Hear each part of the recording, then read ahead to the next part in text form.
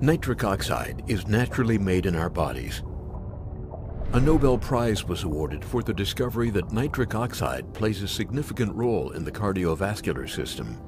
This discovery revealed nitric oxide as a vasodilator, helping to reduce blood pressure and increase oxygen in the blood. Produced by the lining of the blood vessels, known as the endothelium, nitric oxide acts as a messenger molecule, telling blood vessels to widen or dilate, and contract or relax, like an elastic band. With enough nitric oxide, blood vessels can relax and widen, allowing blood to flow from and to the heart. As we age, we produce less nitric oxide. This can cause the cardiovascular system to become less elastic, which can reduce the flow of oxygenated blood to vital organs. This is the reason it's important to have an active lifestyle and a diet that's rich in nitrates, which bioconvert to nitric oxide and may help maintain normal blood pressure levels and a healthy cardiovascular system. You mentioned something right there, which is what is the problem with not having adequate levels of nitric oxide being produced in the body? What are some of the ramifications that can happen? Okay, there's a whole bunch of them.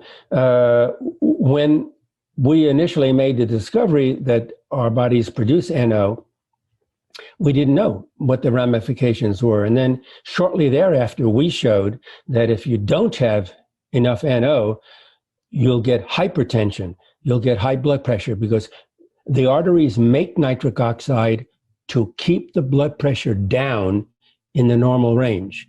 As soon as you start blocking production of NO, hypertension. Same thing, if you block the production of nitric oxide, you can get a stroke because you get blood clotting occurring unnaturally in the brain. If the blood clots unnaturally in the coronary arteries of the heart, you get a heart attack. So NO is required to maintain those functions. Also, if you have inadequate NO, we know now, based on another discovery we made in the early 90s, that males will develop impotence or erectile dysfunction. But let's not leave the ladies out. Ladies who make inadequate amounts of NO will also suffer from erectile dysfunction in the form of they lose their sensual or sexual arousal. They lose sexual arousal, the libido, when the nitric oxide levels come down. And the other aspect of it, of course, something that you're an expert in, it's called the brain.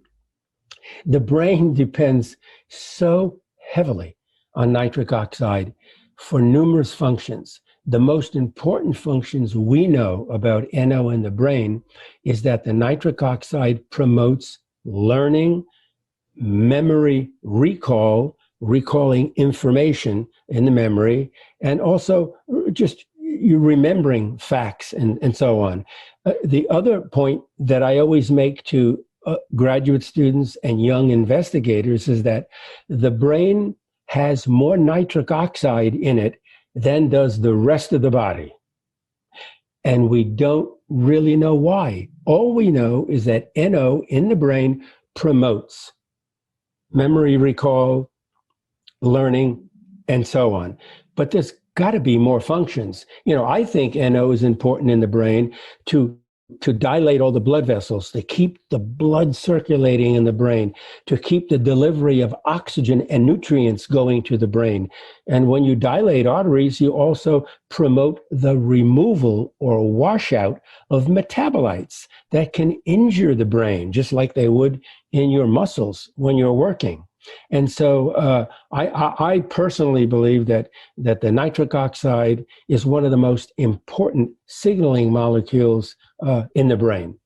And what I can tell you, Dhru, is that as a Nobel laureate, I can get by saying anything I want. So I'm making that statement.